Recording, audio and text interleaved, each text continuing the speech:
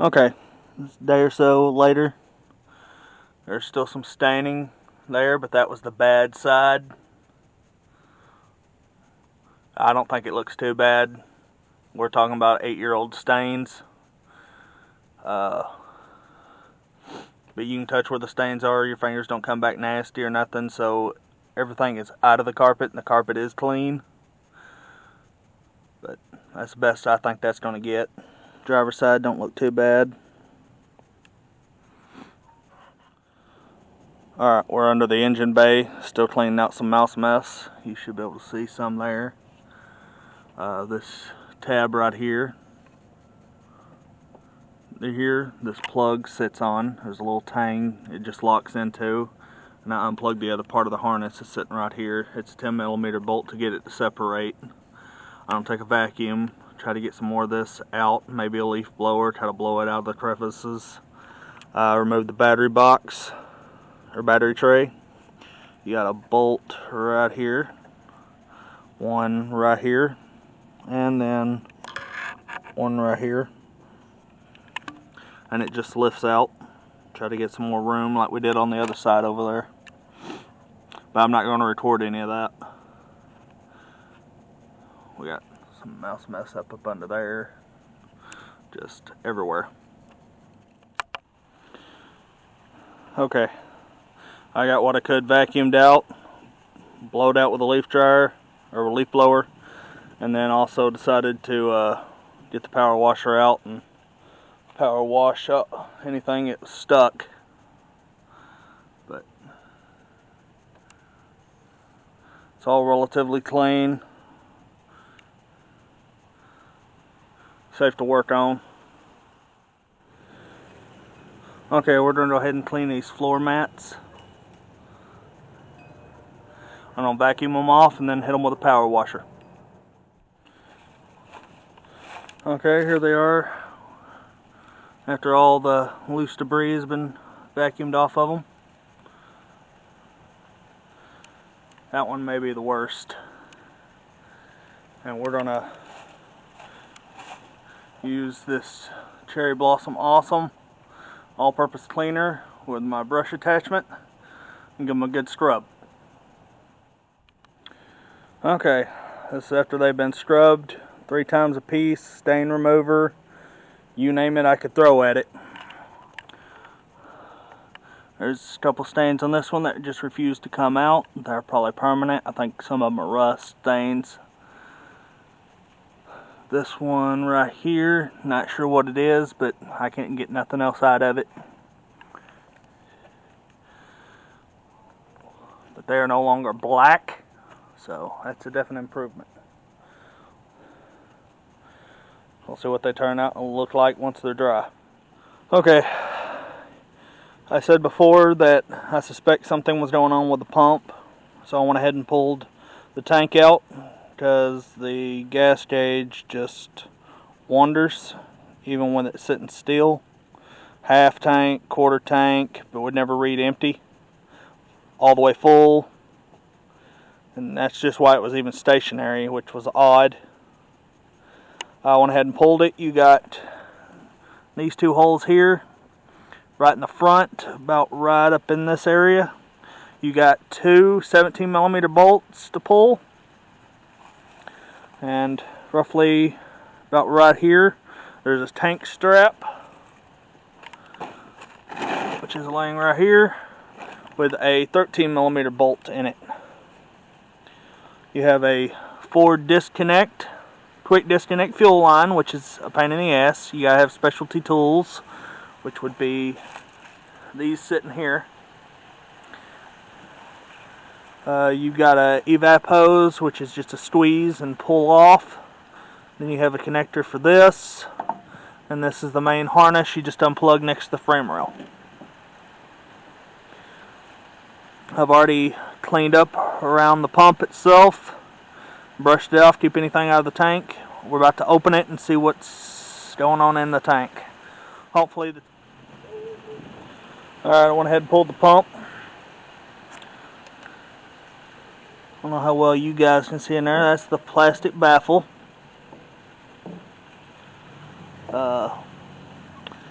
Sidewalls, I don't see any rust or any varnish, so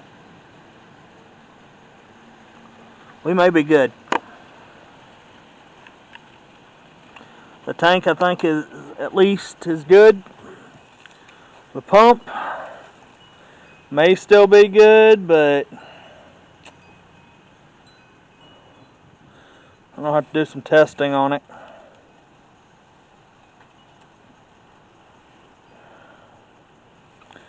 There's some rust, because this is the pump housing itself.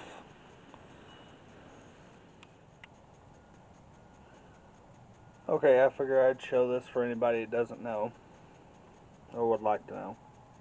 This is the pump we pulled out of the tank. Like I said before, you can see the rust. I noticed the gauge was doing something awfully weird. So to test the gauge, you want to take an amp meter, set it to 200 ohms, which is the lowest mine goes. Yours might go lower. You want to take positive, and you see this wire here where it connects, and this one's the ground. You can ground it anywhere, but see if you can see this right here. Notice how my hand's in the way. Let me shoot over a bit. Notice how it's zeroed out right now.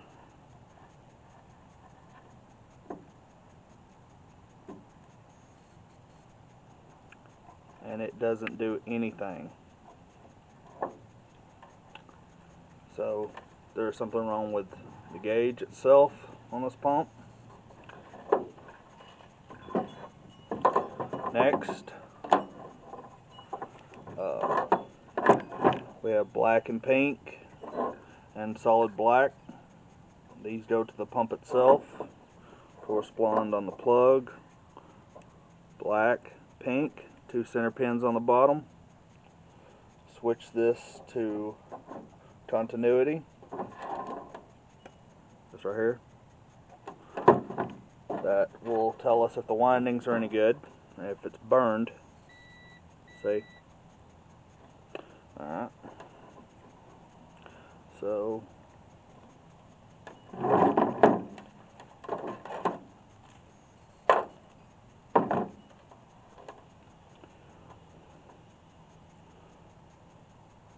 hold it on one pin.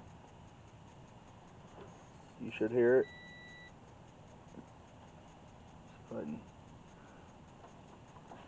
It's gonna be kind of hard to get on camera. I don't have 3 pairs of hands here.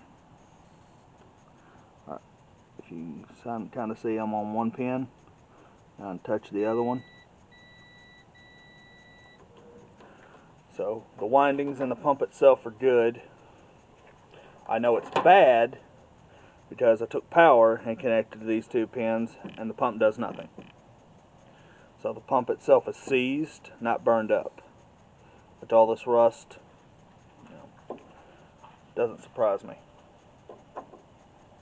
Or the pump itself could be burned up. The diaphragm in it could be burned.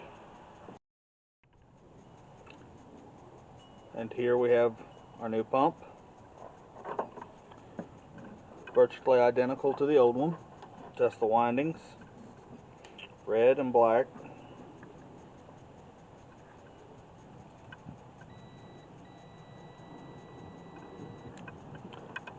Windings are good. Now switch back to 400 ohms. See if I can get y'all set up where y'all can see the meter here.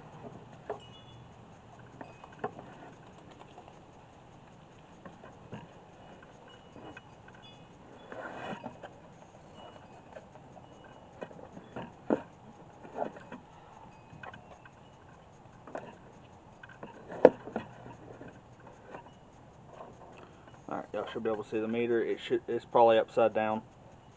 I may have to flip it later, but yeah, you get the point. Alright. We want to ground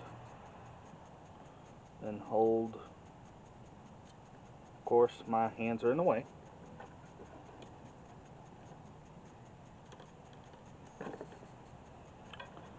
So ground. That wire.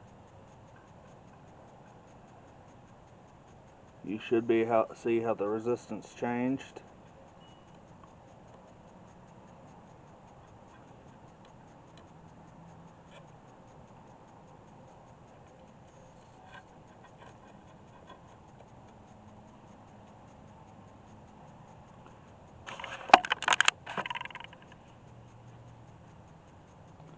See that?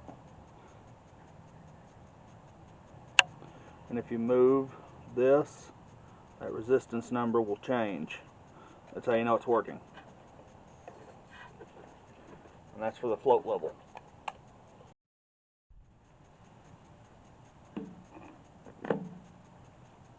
Okay, we're going to go ahead and put the pump in.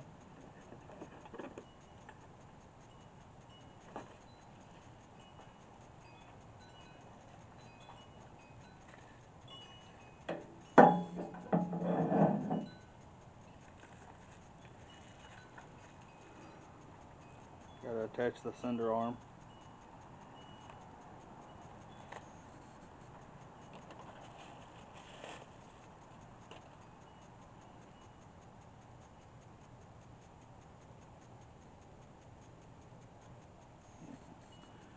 Push it in this rod here, the rod in the hole. We have to get it kind of lined up.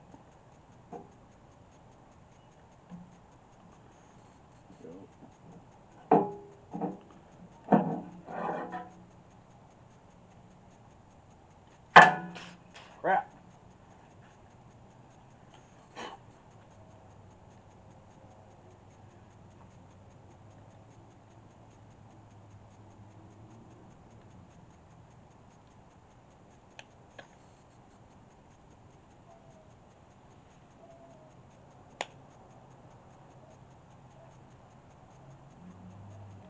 There we go.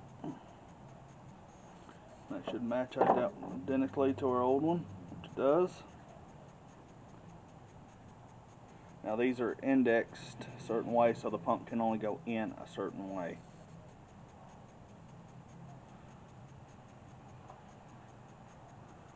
If I remember correctly. That goes towards the front of the tank. Sender unit goes out here, sock goes straight in the bottom.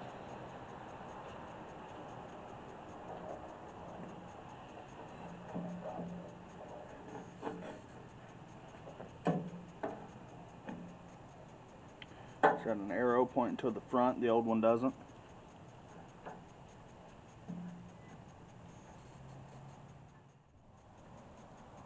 Okay, it's in. In the right orientation, because that's the only way it fits. I checked the other pump, it does go in this way. It's been a few days. Start all your bolts before you tighten any. And if you have it, some dielectrical grease on the connections before you throw it back up under the truck would be helpful. Next, we just tighten these up.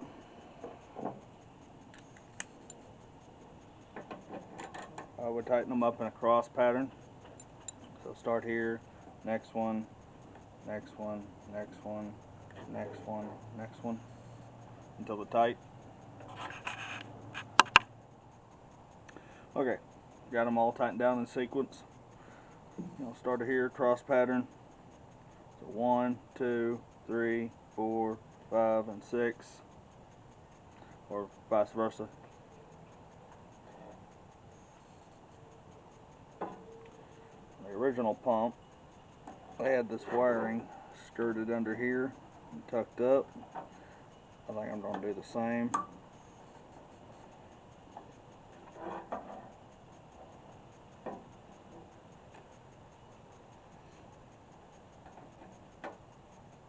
And that's pretty much it, ready to go back in.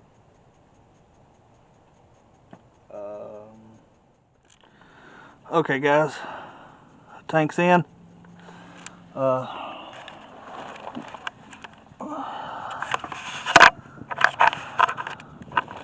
So So pretty much, set a jack under right here. After you jack it up just a little bit, we can still get to your connections on the top. Plug all your connections in. Make sure your forward quick disconnect snaps into place. After that,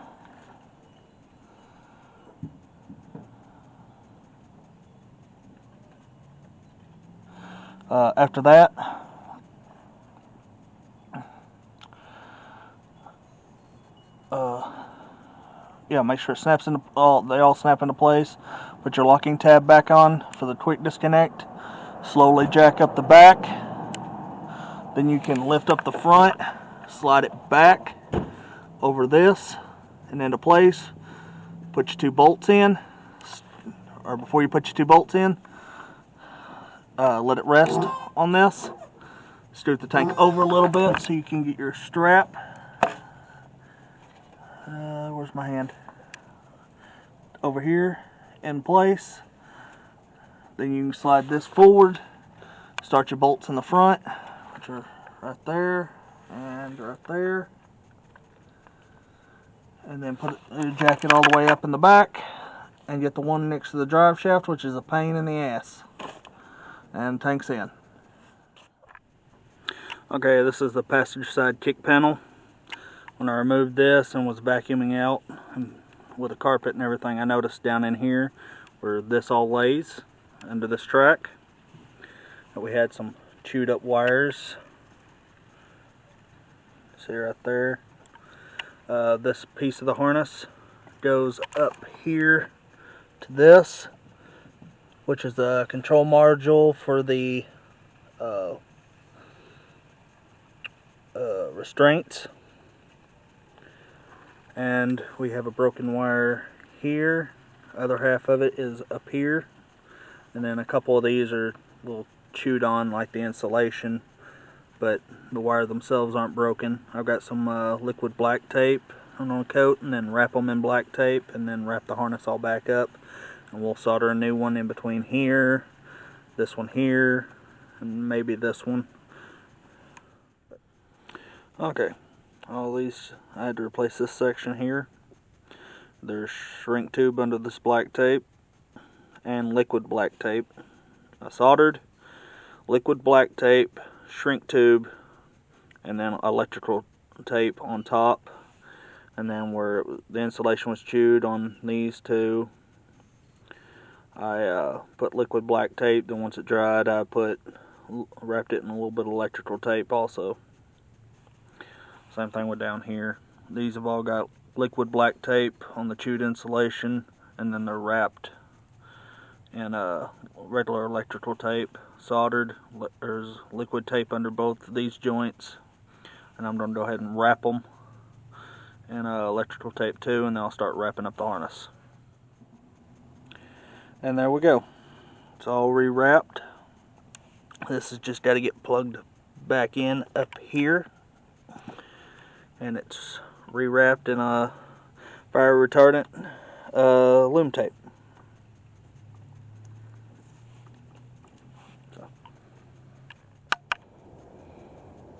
This is the plug for the passenger side seat airbag. The plastic loom that Ford likes to use was eaten right here, but the wires were fine. I just went ahead and wrapped it back up. Well, we had everything out. One on that side looks good. Okay, next we're going to be under the hood. I don't know how well you guys might be able to see that, but those wires to the blower mower on both sides are a little chewed, just the insulation. But right here in the middle, if you pull on either side that little plastic tab right in the center of my thumbnail right there, you should be able to de-pin the pins on this connector and pull them out. I think that's what we're going to do, and put some shrink tube on them. Alright, we got the connector back together. There on the end right there. I smeared some liquid black tape, make sure it's nice and sealed.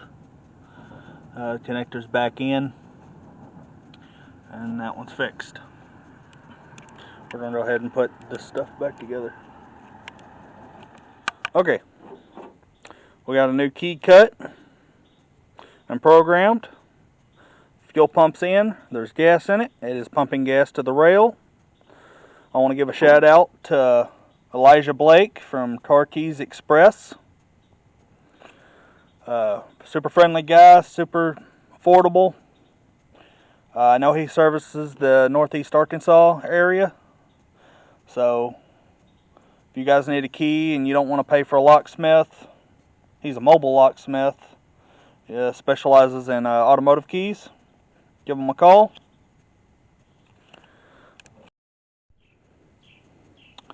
Okay, these are the plugs we pulled out of it. I checked them, they're all still good except this one. The porcelain is cracked right here, if you can see it. I've already bought a replacement. So we're going to go ahead and throw these back in, put a little anti-seize on the threads. I already cleaned the other ones up. Okay, first we got to get this hood open. So 3, 2, 1.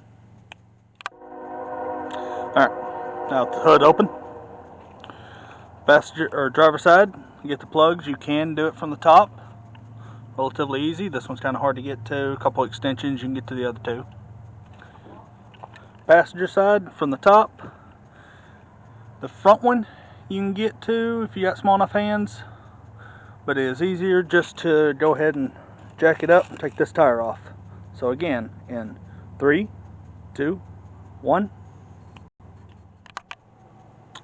and the tire's off.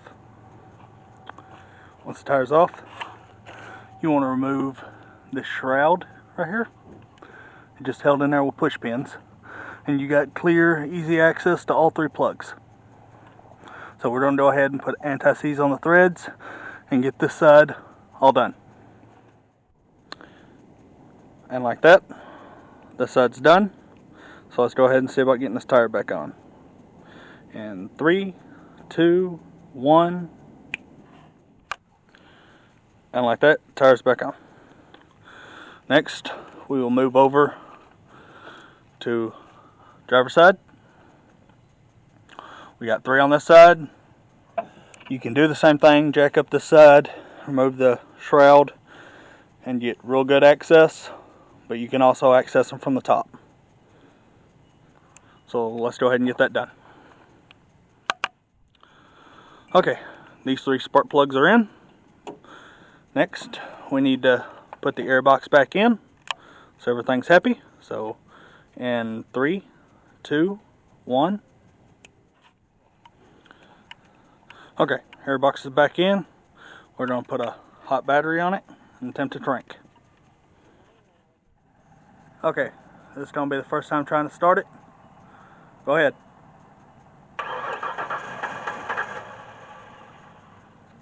Go again.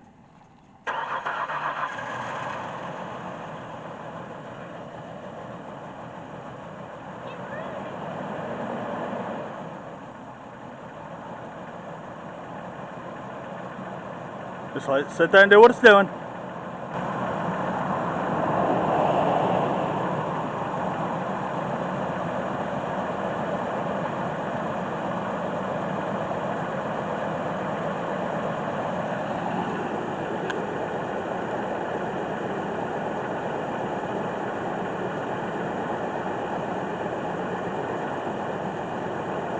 Now we got the vacuum leaks.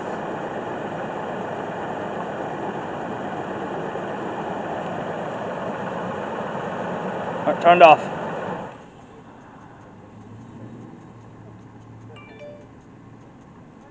Start it again.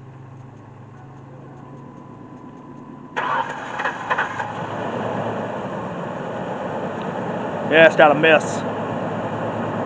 That's fine. Did you turn it off? Oh. Well, that's the first time it's been started in over 10 years.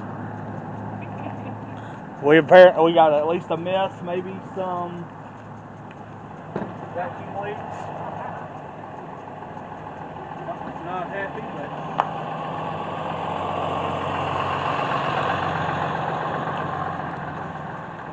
could also be sticking injector. But it runs. Yeah, start it again.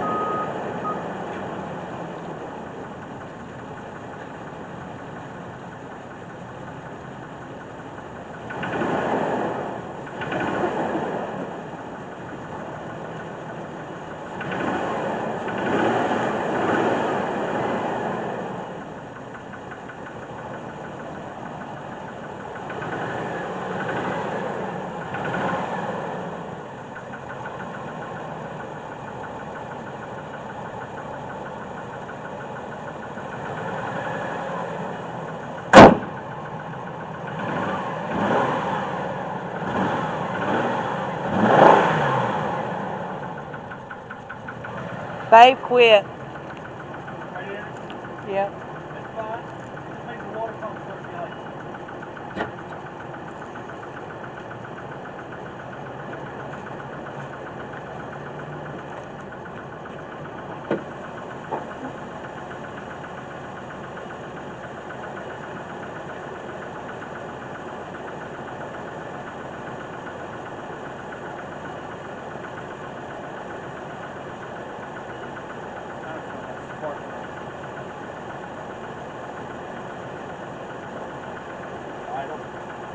They don't get that kind of noise when I rev it, does it?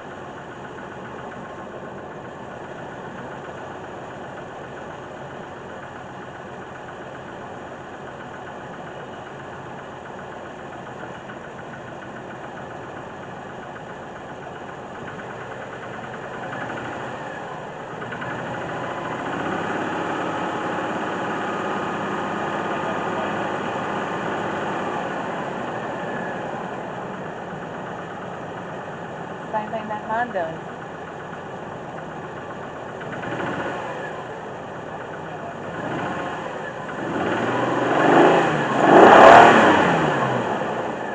They don't get louder. Spark off. Stumble.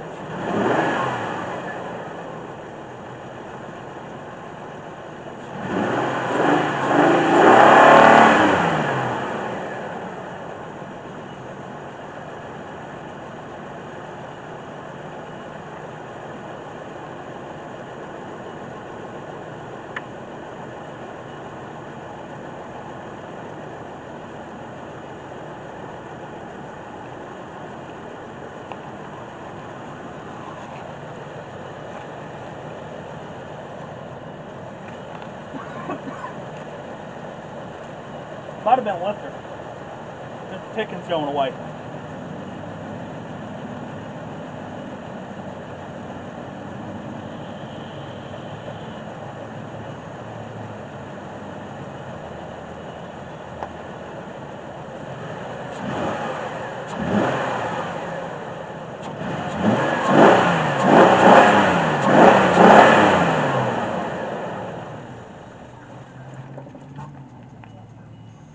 Yeah, she needs to tune up. I think she's got an intake leak somewhere. Wait, running.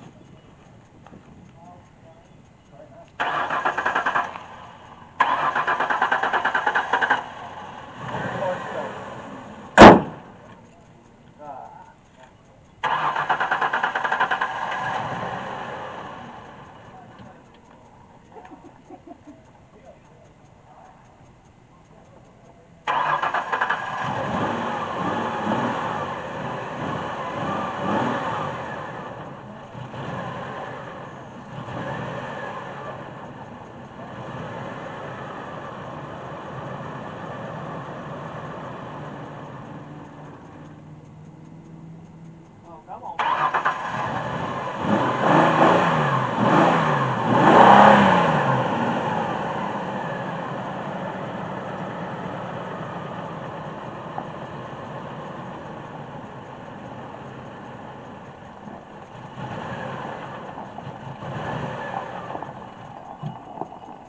Yeah, could be a little slow.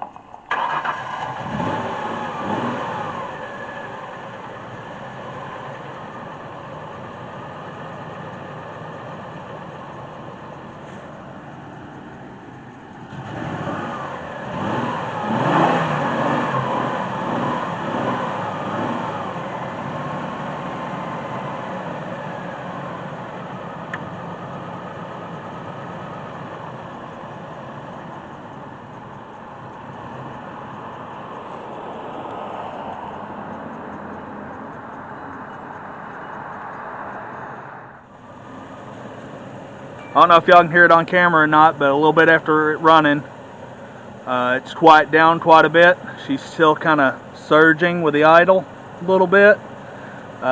Could be a vacuum leak or something, and if you can see down here, radiator's cracked, it's deciding to puke. So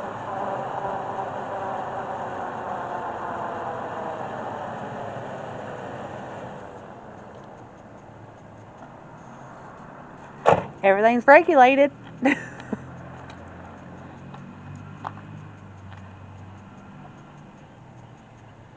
And water pumps obviously circulating.